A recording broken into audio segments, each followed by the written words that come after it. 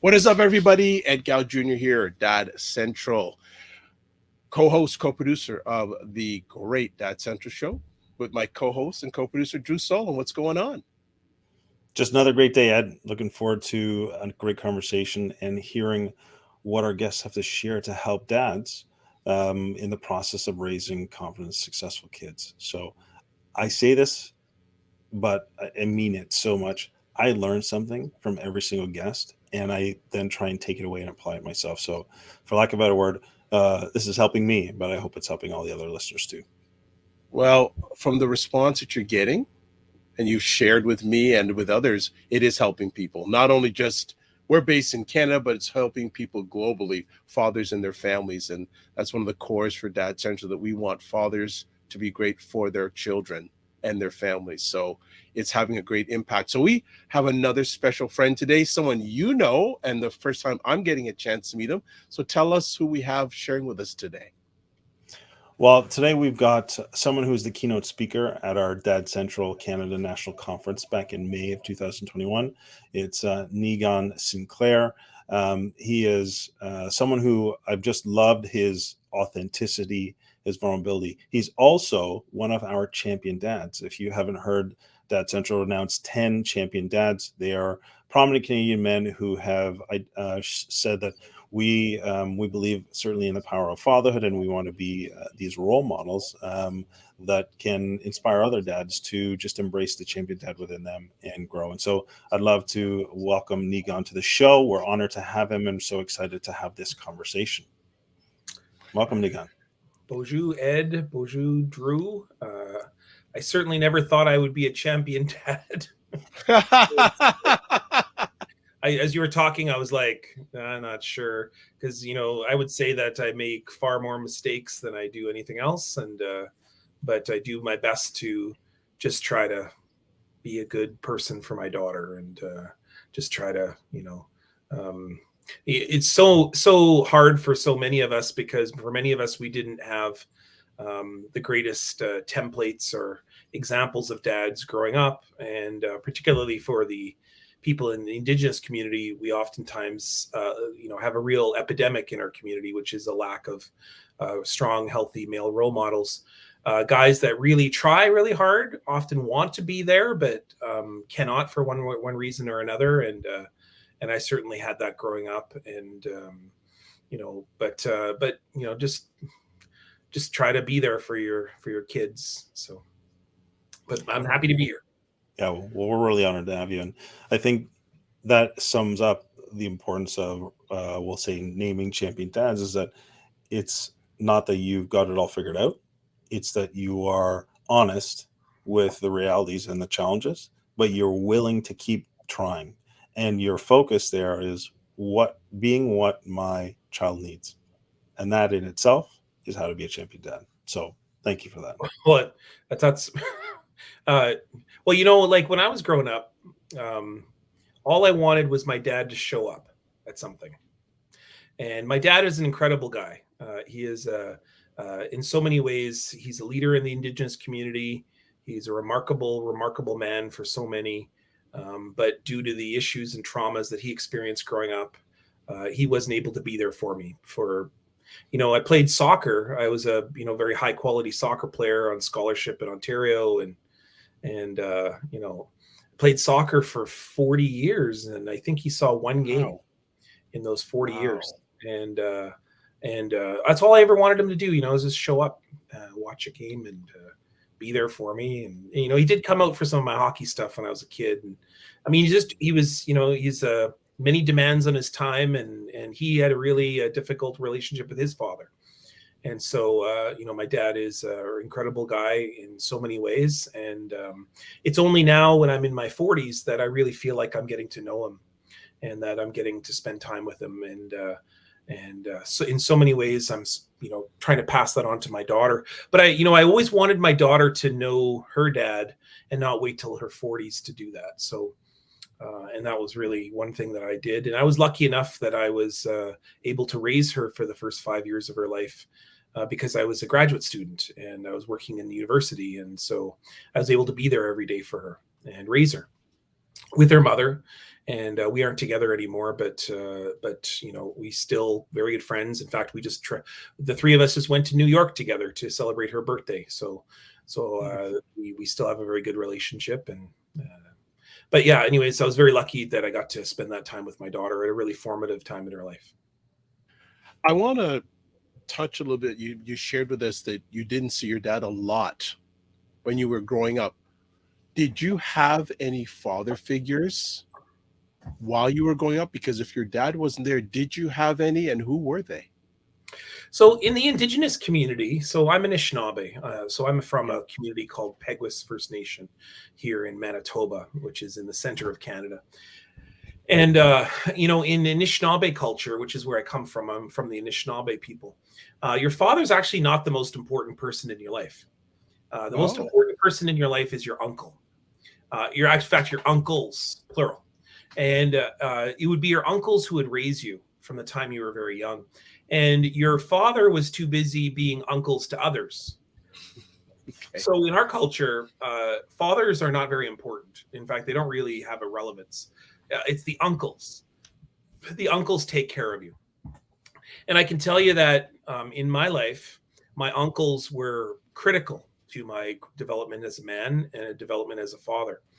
The two people who were most important to me were my Uncle Jim, who I'm named after. My middle name is James. And my dad's brother, his name was Henry Jr., but everyone called him Buddy.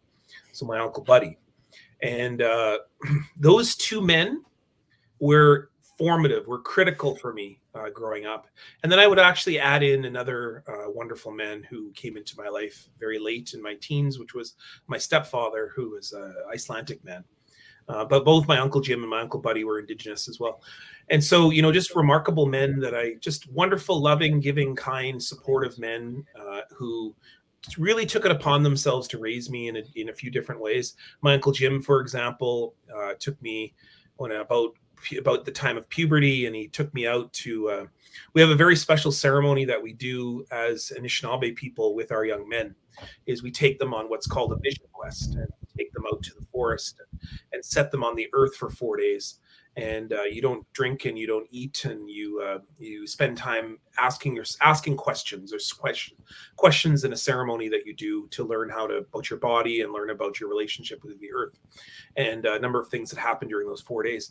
I never had that ceremony because of a bunch of reasons. One is we don't have residential schools have really done a big number on my family, and we've just many of those ceremonies have fallen by the wayside. But I can tell you that my uncle did do a certain ceremony with me when I was a teenager. He would take me out for onion rings at A&W, which seems like such a silly thing, but I realize now that it was my uncle who would spend time with me and would ask me questions about what kind of man I want to be, and what kind of father do I want to be, and what kind of partner do I want to be. And I remember I oftentimes had no response for him because I really didn't know. But the fact that he was asking was kind of a ceremonial experience. And then my Uncle Buddy, my dad's brother, he would take me to a number of events, and he would always treat me as a buddy of his, as a friend of his. It would be this real positive male relationship, even though we would do very much guy things, go to football and to do stuff like go into gatherings in Winnipeg and things like that. And so I was very lucky that I got to spend that time. And then when we finally had my stepfather join my life, I got to see the way that he supported my mother, which was not an experience that I had growing up, because my father and my mother split very early. And so those three men were critically important. But, as my dad got older, as my dad, went off and had another family after splitting from my mother, I got to see the best of my dad. I got to see the way that I had wished he had been a father with me, with my sister. But I got to witness that. But it was very hard for me to see it, because I was so resentful of the fact that he was doing that with another child, my sister, who is an incredible being. But I was so resentful that I couldn't see that really until my 40s. And that's a very recent. I'm 46 now. And it's only been the past decade or so that I've been able to not have a great anger at my father. And because I always wanted him to be there, and the fact that he wasn't took me a very long time to get through, to work through that feeling of anger at my own dad. And I think a lot of Indigenous men have anger at their own dads because they, because of the issues that have led to many of our men not being there for their sons or for their daughters. But and getting through that is so hard. Many tears, much therapy to be able to understand that my dad did the best that he could with the hand that he'd been dealt in his life, and the fact that he himself had a alcoholic father that was very abusive and very awful to him, and that he did his best. He truly wanted to be there for me. I know that, but it took me a long time to get through the idea that he couldn't have been there for me.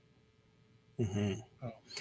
Yeah, thank you so much for sharing that, and just being real and vulnerable about the amount of work that's required. Both the fact that recognizing you were angry at your father, but to the work that's required to move past that or to grow through it, I would say. So angry at my dad. And, I've spent most of my life angry at my dad. And, but, I can tell you that through that, because of what I'm doing now with my father, my father is now in his 70s and he's getting older and he needs a lot of help. And it is just amazing how much love I have for him now, and how forgiveness is not the right word to use. There's a point in which you realize that your father isn't the perfect guy that you thought he was, and that this invulnerable person. I actually more thought of him as invulnerable, like nothing could impact him or nothing would rattle him. And it was when I sort of began to realize that my dad was just a guy. He was a guy trying like the rest of us, and he's and it was when I realized that I realized that it wasn't right to be angry at him, because I actually thought he didn't like me for a long time.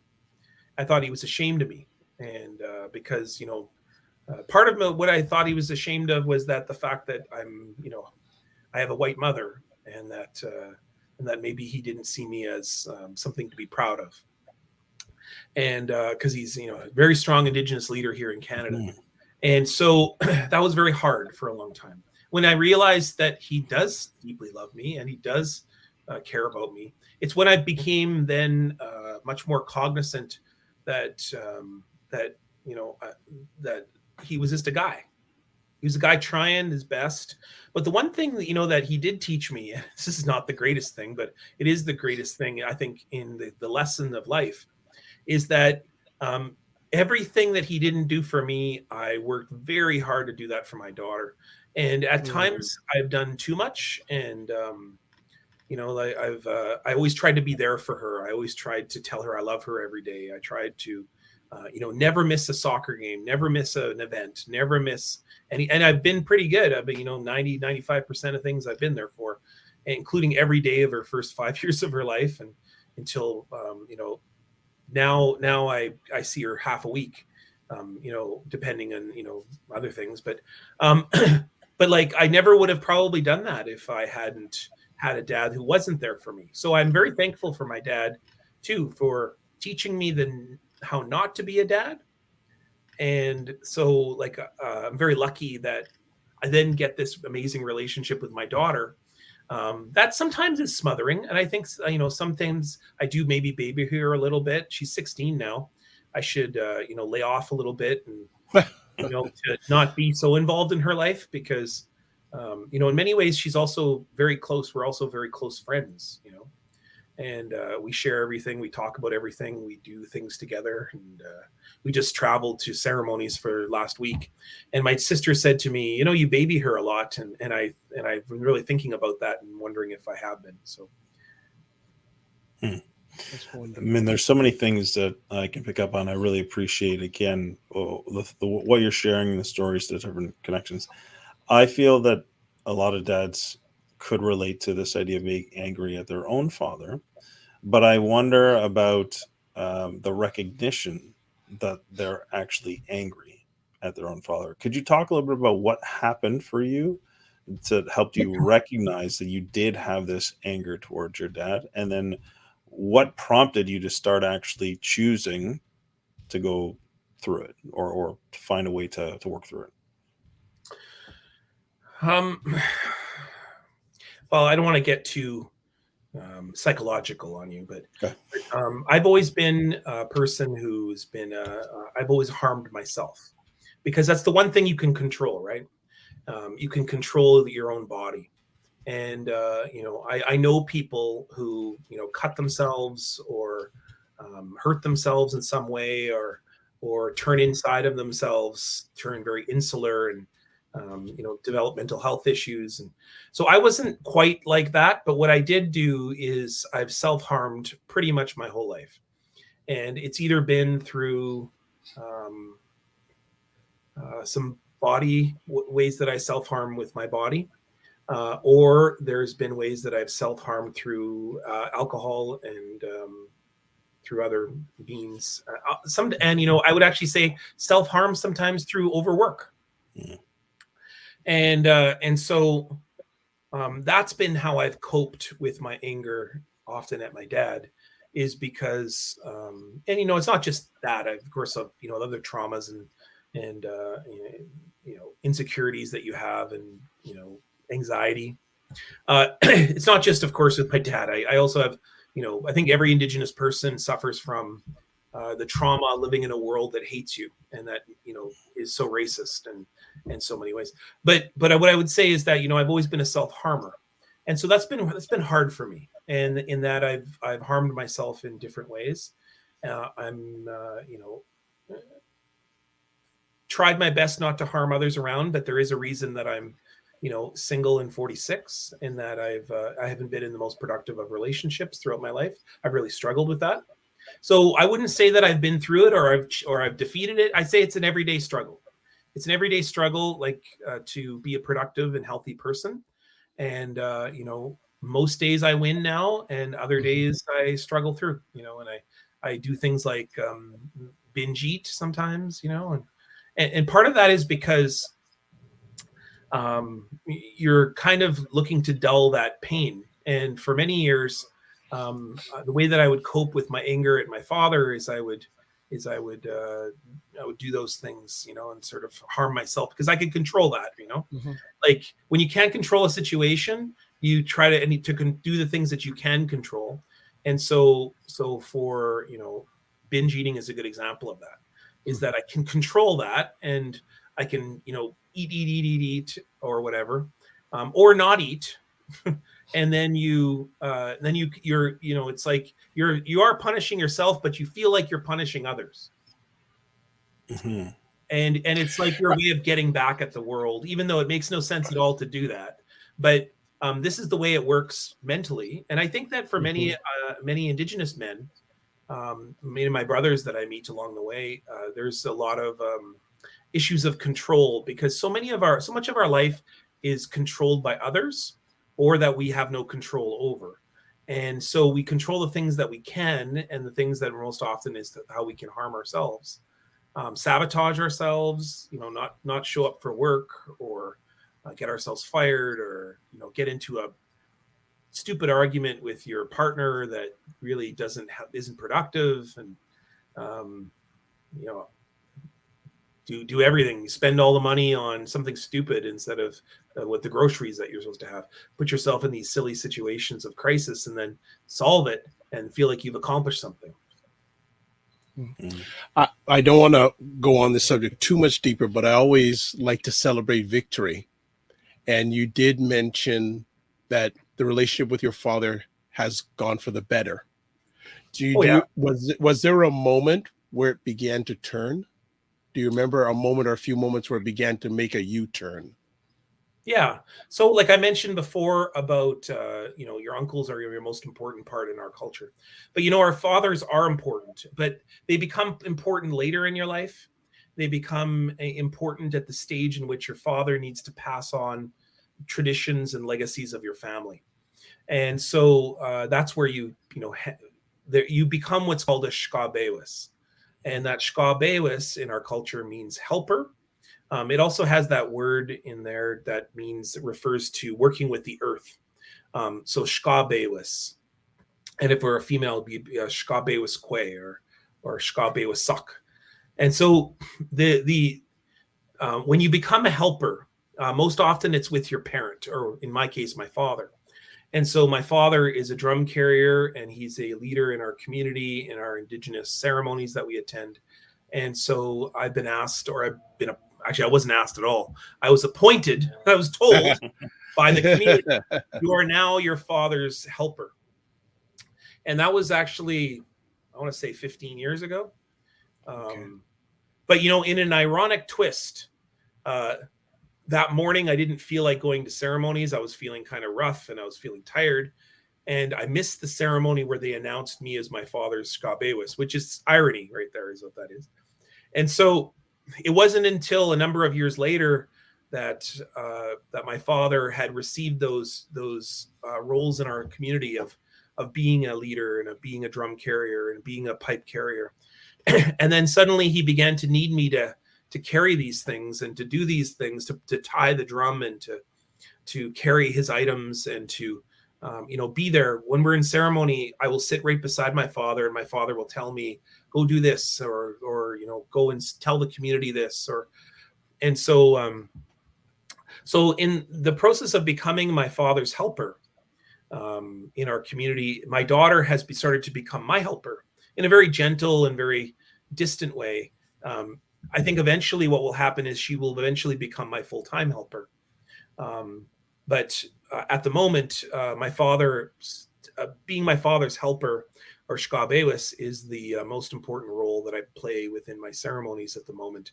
And so what's happened is that the tipping point was really when my father got sick a number of years ago.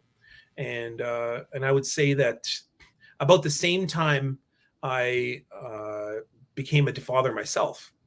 And that was the first time that my father began to treat me like a man, or like an adult. Until then, he never really talked or spent time with me. Meaningful time is what I mean. Like we build, like we put shingles on the roof together, but that's, I mean, I always wanted him just to sit and talk with me. And it wasn't until I became a father that I remember my dad really started to take me seriously as an adult and tell me things and talk to me about things. And, he did those things somewhat before, but he really did them after I became a father. And then soon after that, he had a blood clot in his brain. And so he got very sick, and he was, had a stroke. And since then, I would say that there's been a real shift in our relationship, to the point where, being my father's helper is one of the greatest gifts I've ever been given in my life. I love my dad in infinite ways, and I've always loved him, but now I feel like it's reciprocal in this fullest way. Yeah. Thank you for that, Niigaan. So maybe let's shift gears and talk. You mentioned about becoming a dad and what that meant for your relationship with your dad, but maybe you can tell us a little bit more about your journey to becoming a dad. And were there fears, were there hopes, were there challenges that came up in the process? Oh, yeah. And then how did you manage them when they did come up? Becoming a dad was the scariest thing I ever did in my life. First off, I didn't really plan it. And, we sort of did, but we sort of didn't. I mean, I don't know, like eventually when Sarah's mother told me that her name is Lorena, that we were having a child, I was happy, and I was, I felt good about it, and I felt, very, very joyous. It took me a little while to realize the magnitude of it. And I think for men, no man really knows what it's like to be a father until the physical baby is there. And then there's this shock of like, whoa, because, we don't go through the experience like mothers do, like of it growing inside of us. And I heard Lorena say that, like I became a mother when I could feel her, or, I could feel and I say that I really didn't become a father until the second night that she was born, where Lorena was so tired that she just gave birth, and she went to sleep, and Sarah really had trouble feeding the first 48 hours. And so I sat up with her, and I held her like this, And at the time, the Edmonton Oilers were playing the Carolina Hurricanes in the game 6 and 7 of the Stanley Cup final. I can't remember if it was 6 or 7, but it doesn't matter. And I had to feed Sarah with a little water, just a drip of water and a little bowl, go like this, and then give her a little.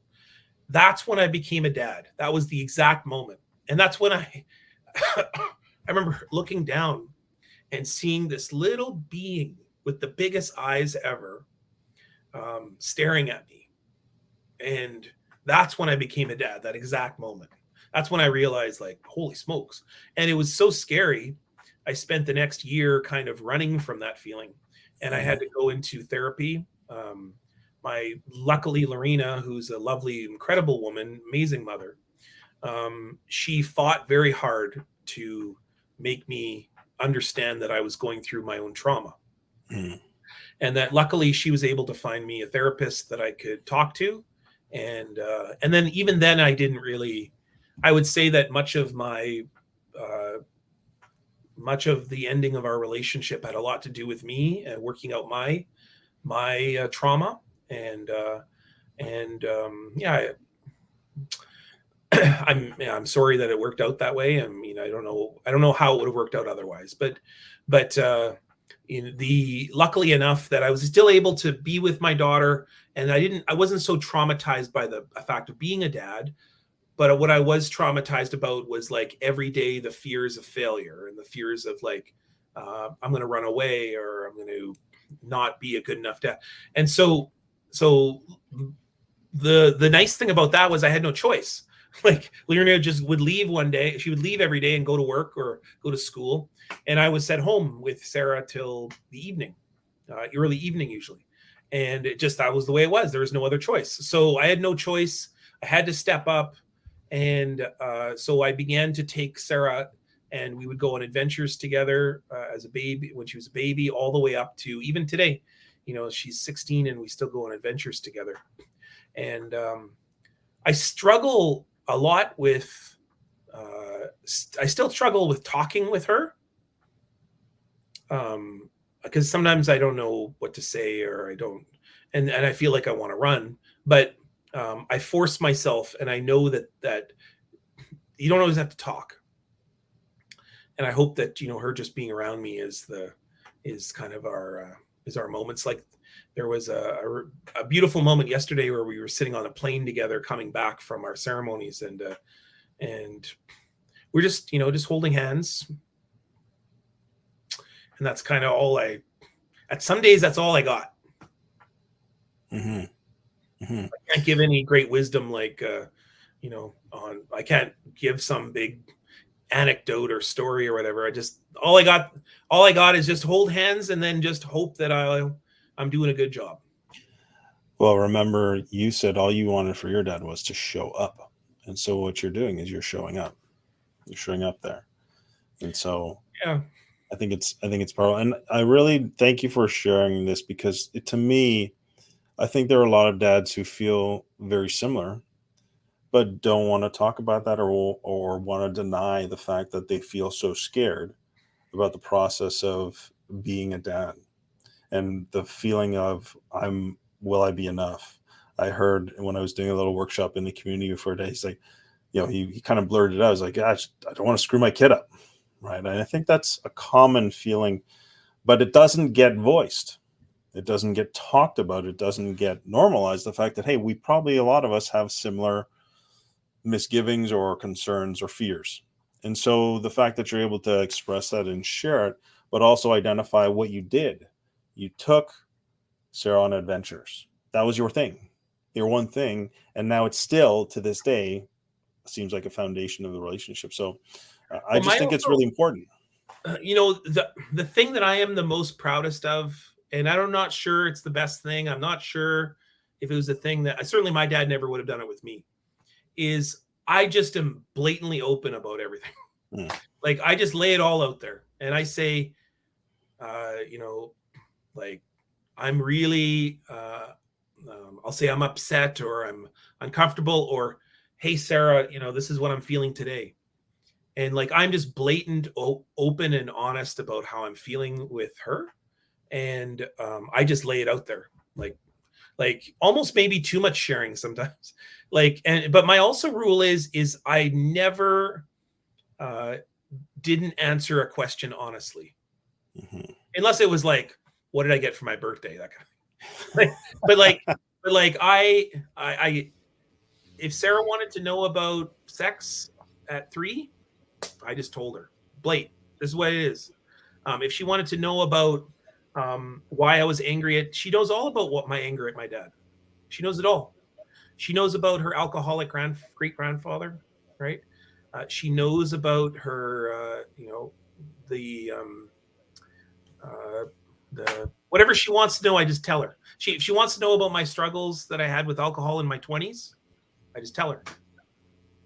And like, I don't shield her from anything. And in many ways, I don't know if that was the best thing, because, but she seems to handle it and appreciate it always. She brings it up sometimes, and so we talk about it. And I hope that she learns from my mistakes. And she's got to make her own mistakes too, right? So talk to us about what's helped build that relationship with your daughter. Has that idea of being very open with her? Are you seeing that? Talk to us a little bit about that, just so we can understand. Yeah, time. Like, I really think that's the key. Is I take very seriously that we are together, and that we're going to be together for life, and that means that I take it very seriously that she's a priority in my life. Okay. And I once heard, like, the best piece of advice I ever got was from someone who was not a parent, but she said to me, she's an Indigenous writer, and she said, anytime a kid brings a book to me, I read it to them. It doesn't matter if I'm heading to work and I know I'm going to be late. It doesn't matter if I'm in the middle of some situation. Or she says, anytime I got a book, a kid comes to me with a book and says, read it, I just sit and read it. And that's, I think, a metaphor. In that anytime my daughter has needed something,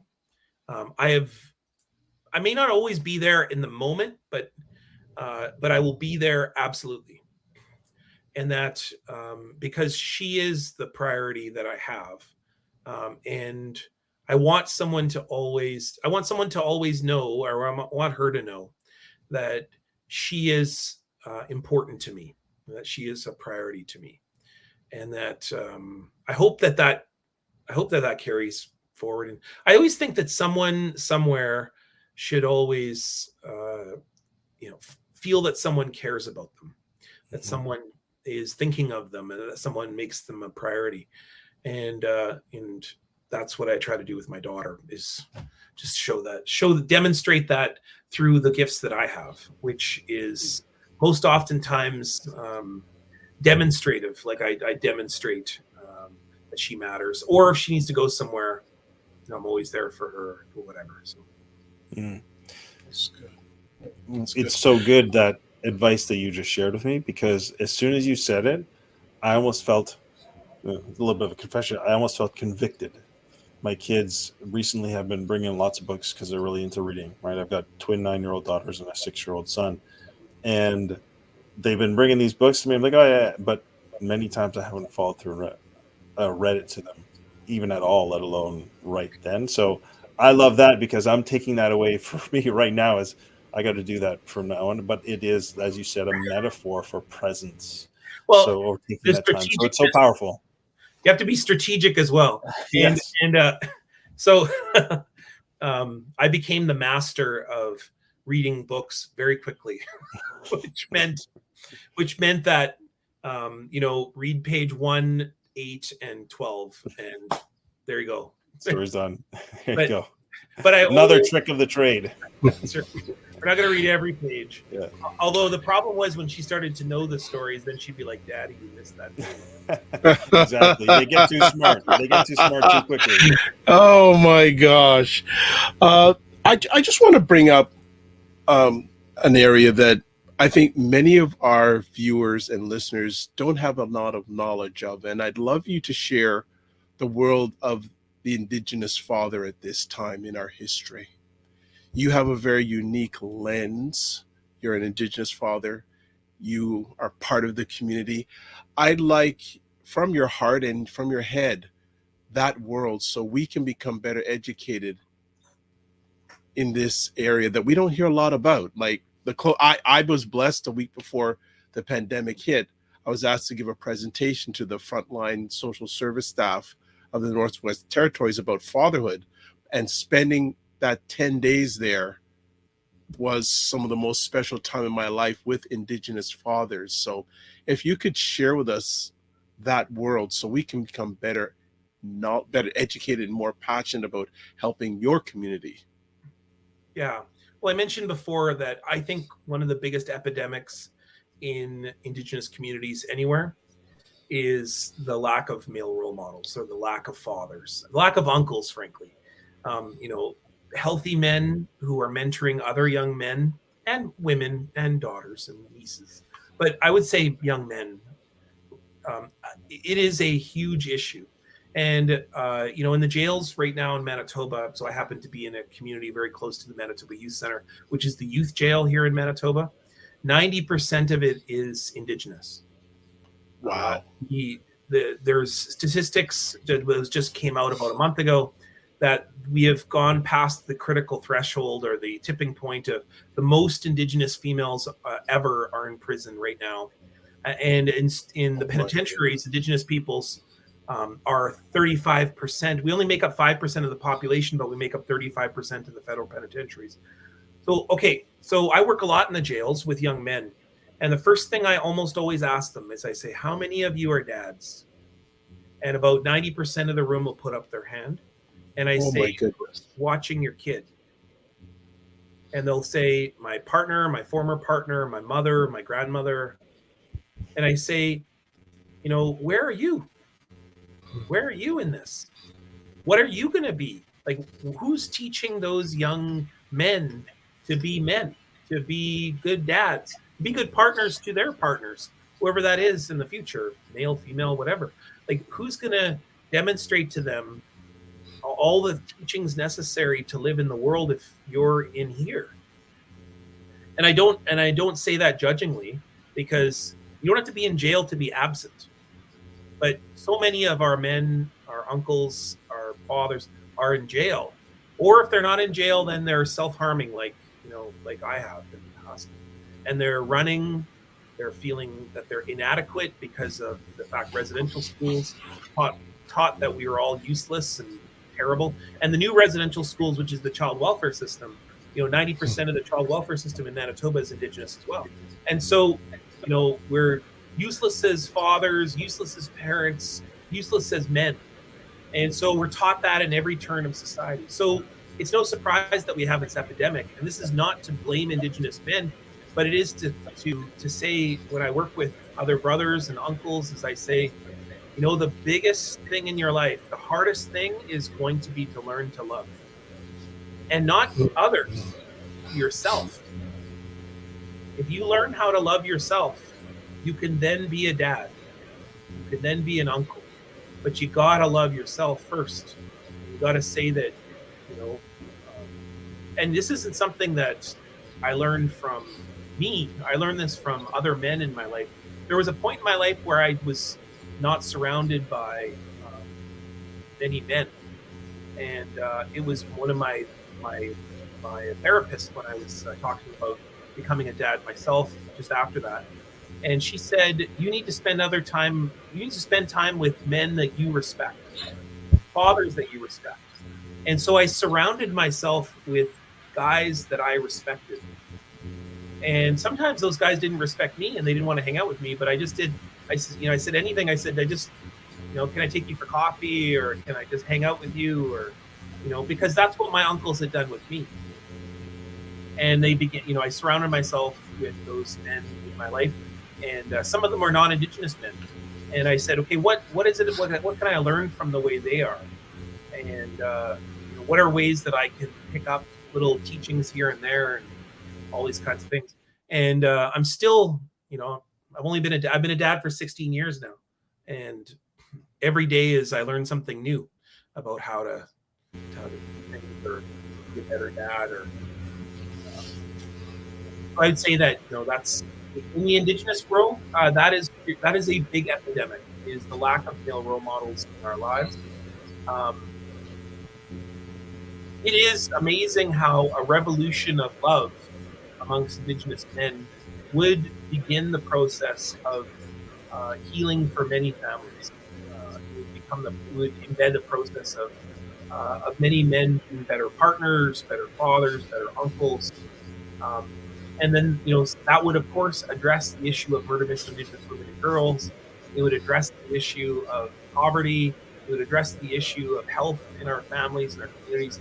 Because if men were more present, if men were more vulnerable, but probably most of all is if men loved themselves like truly and respected and treated their bodies better, they would often treat others better as well. Thank you for that. Yeah, I'm curious to know, because I believe that's certainly why we're doing what we're doing, that the more that we can support fathers and support men in this most important aspect, you can begin to make some of these positive changes in families, and ultimately that means communities and broader. But it seems that that sentiment or that belief isn't widely held. And so maybe I'm more curious to know, if you wanted to, what's stopping us or broader, culture or society from investing more in this. What are your thoughts?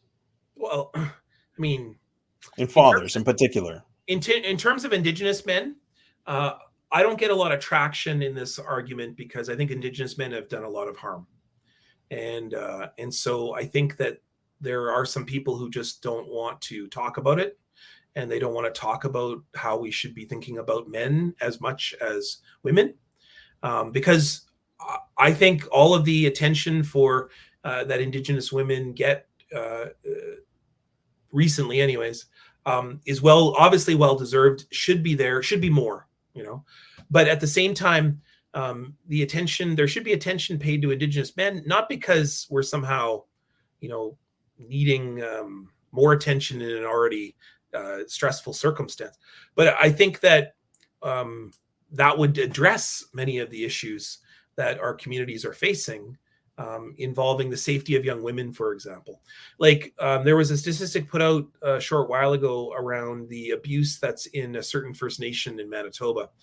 Many of the people who are physically and sexually abusing children in those communities, in that one community, are residential school survivors or intergenerational survivors, because the physical sexual abuse rolls for the years, starting in those schools from priests and nuns, and rolls now into families, and now here in 2022 is happening with oftentimes those men who are have been sexually, physically abused themselves.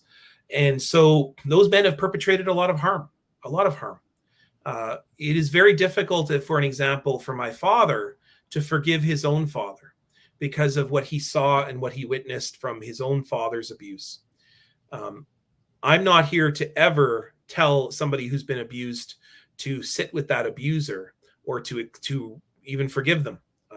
Is far be it from me to ever say that. But what I would say is that I don't want to give up on that guy. Like I don't believe, and have never believed in, the idea that you give up on anyone. We're never born bad. There is no child in the world that is born evil. What they are is they learn things along the way. I don't even want to make a judgment about it, but they learn things. And so how can we help them to see the things that they have learned are bringing harm to others? And so what I hope is that those who don't want to forgive Indigenous men, understandably so, don't stand in the way of those who would like to, not give up on those brothers and uncles and fathers and grandfathers. I hope that we, that is probably the most Indigenous thing I've ever learned in my life, which is that we don't give up on each other just because we're going through a hard time. In fact, that's the time we should pull together the most. and that you turn to those brothers and uncles and you offer them support, even if they did just spend 15 years in jail, and that we make sure that they feel that they can figure out a way to live in this world so that they don't further harm others. And so that's my hope. My hope is that that there's a way in which we can reconcile with many of our men that are doing that have perpetrated harms in the past. Now, your question is partly answered there, but the main element, I think, is that what we need to have a revolution of kindness, a revolution of love, a revolution of vulnerability. And luckily, I see more and more of that. I see men who aren't afraid of their sexuality and their gender, especially Indigenous men. I see more and more Indigenous men understanding that they're having feelings is okay, and that talking about love and talking about their complexities and being open with it, taking responsibility. I see that more and more. Maybe, in the circles that I run in, maybe because I'm around ceremonies a lot, I happen to see a lot of vulnerabilities, and I happen to see a lot of people who are really, trying their best to embody those teachings. But, I can say that I see that amongst my colleagues at the university, of all the men that I work with at the university as well. Pretty brave men who are not afraid to shed a tear or two, not afraid to love one another, and not afraid to love themselves. I hope that's what I really think is needed amongst men, because every time I say that, then I sort of in my head remember a macho moment, those kinds of really stupid, patriarchal things that tend to still happen a lot of. Good stuff. Very well said. True. And I think so very important. True. Any final words? My only final words are just to say thank you, Niigaan, for spending the time with us, for sharing your story, sharing elements of what you've learned, the vulnerability, the importance of being open, and acknowledging the whole person, the whole aspect of you as a person, as a dad, and how important that, recognizing those emotions are, and it doesn't make you any less of a man, any less of a person, and how important that we need to see that revolution of kindness. So I think that's a fantastic point to end with, and just say thank you so much for being here and being part of the show and sharing with our audience.